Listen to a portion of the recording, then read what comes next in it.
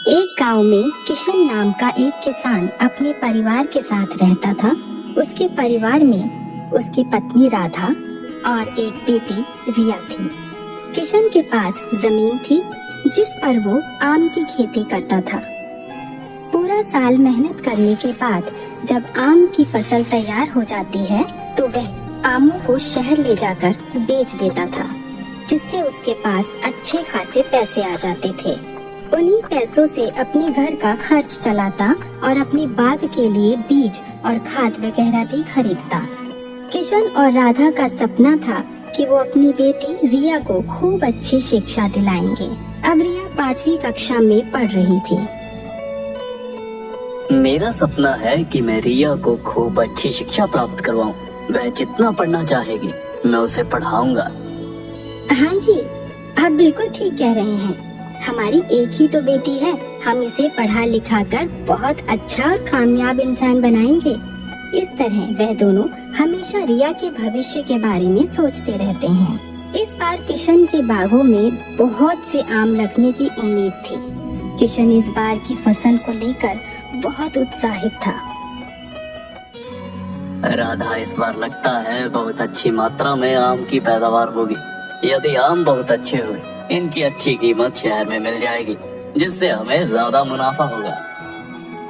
इस बार यदि ज्यादा पैसे मिले तो मैं उनमें से कुछ पैसे रिया की पढ़ाई के लिए जोड़ कर रखूंगा, क्योंकि हमें स्कूल के बाद आगे पढ़ने के लिए शहर भी तो भेजना होगा। आप बिल्कुल ठीक कह रहे हैं। हम लोग अभी से पैसा जोड़ना शुरू करेंगे, तभी तो हम अपनी रकम जोड़ पाएंगे, ताकि हमारी बेटी शहर में आराम से पढ़ाई कर सके। किशन अपने बागों में आम आने का इंतजार कर रहा था और आम पककर तैयार होने ही वाले थे। एक दिन किशन अपने बागों में फलों का मुआयना कर रहा था कि तभी उसकी नजर फलों पर लगे कीड़ों पर गई। ये देखकर वो हैरान रह गया कि उसके बाग में आम पर कीड़े कैसे लग गए। वो मन ही मन सोचने लगा कि यदि मेरे फलों पर कीड़े लग गए तो बैठे बिठाए बहुत बड़ा नुकसान हो जाएगा। ये फल कैसे बिकेंगे, और यदि ये फल नहीं बिके तो मेरे पास पैसे कहाँ से आएंगे। इसी चिंता में किशन घर जाता है, अपनी पत्नी राधा से कहता है, राधा, इस बार मुझे बहुत बड़ा नुकसान हो गया। आज ही मैंने देखा कि कुछ फलों पर कीड़े लगे हुए हैं। यह देखकर मेरा तो मन ही बैठ गया। यदि मेरे बाग के आम खराब हो गए और उनमें कीड़े लग गए तो उन्हें भला कौन खरीदेगा। ये कैसे हो गया? आज तक तो हमारे बाग में बहुत अच्छे फल लगते थे, इस बार उन पर कीड़े कैसे लग गए? आपने तो बहुत ध्यान रखा और उन पेड़ों पर कितनी मेहनत की थी। मैं भी यही सोच रहा हूँ कि आखिर ऐसा कैसे हो गया, परंतु अब यह सोचने का वक्त नहीं है। कल जाकर मुझे सारे फलों में से अच्छे फल अलग करने होंगे, जिससे कि उनमें भी कीड़ा न लग जाए। आप चिंता मत कीजिए, भगवान सब ठीक करेंगे। अगले दिन किशन अपने बागों में जाकर जब आम तोड़ने लगता है तो वो देखता है कि लगभग सारे ही फल सड़ गए हैं। सभी फलों पर कीड़ा लग गया था। वो सर पकड़कर वहीं बैठ जाता है और सोचने लगता है कि अब वह क्या करेगा। ये फल तो बिकेंगे नहीं, उसके घर का खर्च कैसे चलेगा। काफी देर बागों में चिंतित बैठने के बाद शाम को किशन उठकर घर की ओर जाता है। राधा, इस बार तो हमारे सारे ही फल खराब हो गए। हमारे बाग में कुछ भी नहीं बचा। मुझे तो समझ नहीं आ रहा कि आखिर हमारे घर का खर्चा कैसे चलेगा, और फिर मेरी बेटी की पढ़ाई। राधा किशन को दिलासा देती है कि वो भगवान पर भरोसा रखे। यदि एक नुकसान हो गया तो कोई बात नहीं, कोई दूसरा रास्ता निकल आएगा। घर का खर्चा चलाने के लिए राधा गांव के जमींदार के घर खाना बनाने का काम शुरू कर देती है, जिससे कि कुछ पैसे मिल सके और उनके घर का खाना भी चल सके। पैसे की कमी के कारण रिया का स्कूल भी बंद हो जाता है और किशन ये सब देख देख कर हमेशा उदास रहने लगता है। जमींदार के घर पर उसकी बीवी और एक 5 साल का बेटा था। राधा सुबह ही उनके घर चली जाती और रसोई का पूरा काम संभालती। जमींदार के घर साफ सफाई करने के लिए एक नौकरानी पहले से ही काम कर रही थी। वो बहुत चालाक और मौका परस्त औरत थी। वो अपनी मालकिन से नजर बचाकर रसोई में जाकर कुछ न कुछ चुरा कर खाया करती थी। परंतु जब से राधा ने वहाँ काम करना शुरू किया था, उसका रसोई से सामान निकाल कर खाना मुश्किल हो गया था। इसलिए वो राधा से बहुत जलने लगी थी। राधा को भी अपनी तरफ करने के लिए वो उससे कहती है, अरे क्या राधा, तुम सारा दिन काम करती रहती हो और कुछ खाती पीती भी नहीं। मालकिन को क्या पता खो फ्रिज में कितने फल पड़े हैं, चलो इसमें से निकाल कर कुछ फल खा लेते हैं। नहीं, मालकिन से बिना पूछे कुछ भी खाना तो चोरी हुआ। यदि तुम्हें कुछ चाहिए तो तुम उनसे मांग लो, परंतु मुझसे ऐसी बातें मत किया करो। मैं उनसे बिना पूछे कोई भी चीज नहीं लूंगी। राधा के ऐसे स्वभाव को देखकर नौकरानी चुप हो जाती है और मन ही मन राधा को कोसने लगती है कि उसके आने के बाद से इसका सारा सामान चुराकर खाना बिल्कुल बंद हो गया है।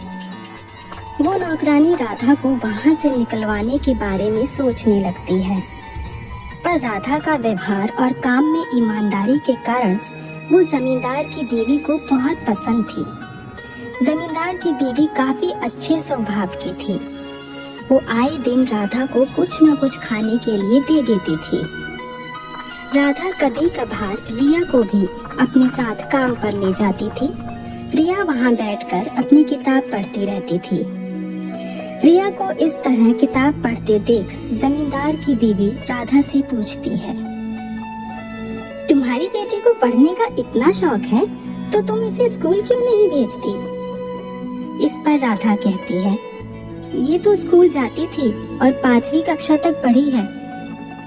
आगे भी पढ़ना चाहती थी, परंतु हमारे हालात ऐसे हो गए हैं, घर का खर्च चलाना बहुत मुश्किल है, तो पढ़ाई का खर्चा कहाँ से निकालेंगे? मेरा और इसके पिताजी का तो जीवन में एक ही सपना है कि हम इसे पढ़ा लिखा कर कामयाब बनाएं।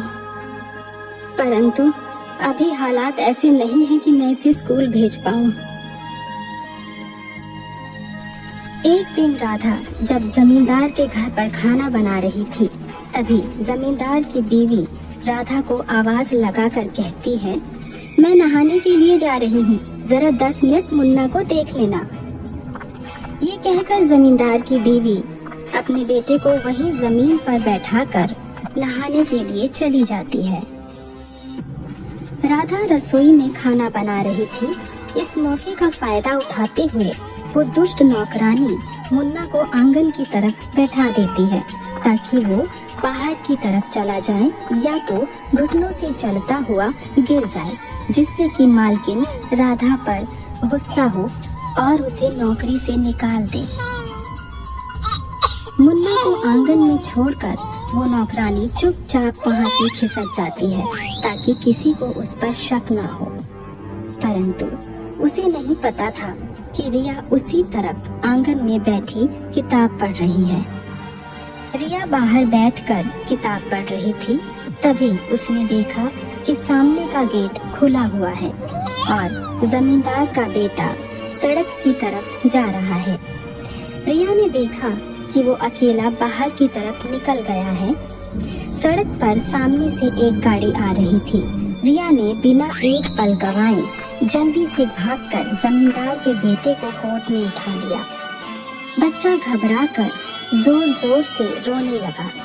उसकी रोने की आवाज सुनकर उसकी माँ और राधा दौड़कर बाहर आई। अरे अरे क्या हुआ? मुन्ना इतना रो क्यों रहा है? मुन्ना अकेला गेट से बाहर सड़क की तरफ जा रहा था। ये तो अच्छा हुआ कि मैंने उसे देख लिया। सामने से एक बड़ी गाड़ी आ रही थी। मैंने भागकर इसे गोद में उठा लिया। यदि मैं एक पल की भी देरी कर देती तो अनर्थ हो जाता। जमींदार की बीवी घबराकर, क्या मुन्ना अकेला बाहर की तरफ जा रहा था? ये गेट किसने खुला छोड़ दिया? मैं तो नहाने गई थी, परंतु मुझे नहीं पता था कि ये बाहर की तरफ चला जाएगा। ये तो बहुत अच्छा हुआ कि तुम समय पर आ गई, वरना आज ना जाने क्या हो जाता। जमींदार की बीवी राधा और रिया का बहुत शुक्रिया अदा करती है। ये सब नजारा वो नौकरानी छुप कर देख रही थी और अपने प्लान को फेल होता देख मन ही मन दुखी होने लगी। वो मन ही मन सोचने लगी, ये चाल तो उस पर उल्टी पड़ गई है। मालकिन ने उसे आंगन की सफाई करने को कहा था, वो तो पक्का यही सोचेंगी कि मैंने ही गेट खुला छोड़ दिया। मालकिन राधा से कहती है, आज रिया ने मेरे बेटे की जान बचाकर मुझ पर बहुत बड़ा एहसान किया है। मैं इस एहसान का बदला तो नहीं चुका सकती, परंतु तुम जो भी चाहो मुझसे मांग सकती हो। मैं इनाम के रूप में कुछ देना चाहती हूँ। नहीं नहीं, आप ऐसा क्यों कर रही हैं? ये तो हमारा फर्ज था, हम इसके बदले में आपसे कुछ नहीं ले सकते। देखो, तुमने मुझ पर जो एहसान किया है, मैं उसकी कीमत नहीं लगा रही, परंतु मैं दिल से चाहती हूँ कि मैं तुम लोगों के लिए कुछ करूँ। तुमने बताया था ना कि तुम चाहती हो कि तुम्हारी बेटी आगे खूब पढ़े, परंतु पैसे की कमी के कारण वो स्कूल नहीं जा पा रही। कल से ही तुम रिया को वापस स्कूल भेजना शुरू कर दो। इसकी पढ़ाई का सारा खर्चा आज से मैं दूंगी, और केवल स्कूल तक ही नहीं, इसे जितना भी पढ़ना होगा और जब तक भी पढ़ना होगा तब तक इसकी पढ़ाई का जितना भी खर्चा आएगा वो सब मैं उठाऊंगी। ये सुनकर राधा बहुत खुश हो जाती है और जमींदार की बीवी से कहती है, यदि आप इसकी पढ़ाई की जिम्मेदारी उठा लेती हैं तो ये हम सब पर बहुत बड़ा एहसान होगा। मैं आपका ये एहसान कभी नहीं भूलूंगी। एहसान कैसा? जो रिया ने मेरे बेटे की जान बचाकर किया है, उसके सामने तो ये कुछ भी नहीं। अब तुम चिंता छोड़ो और इसे स्कूल भेजने की तैयारी करो। उस दुष्ट नौकरानी का पासा तो उल्टा ही पड़ जाता है। वो राधा को नौकरी से निकलवाने की चाल चल रही थी, परंतु यहाँ तो सब उल्टा ही हो गया। अब तो राधा मालकिन की नजर में और भी अच्छी हो गई और उसकी नौकरी तो पक्की हो गई।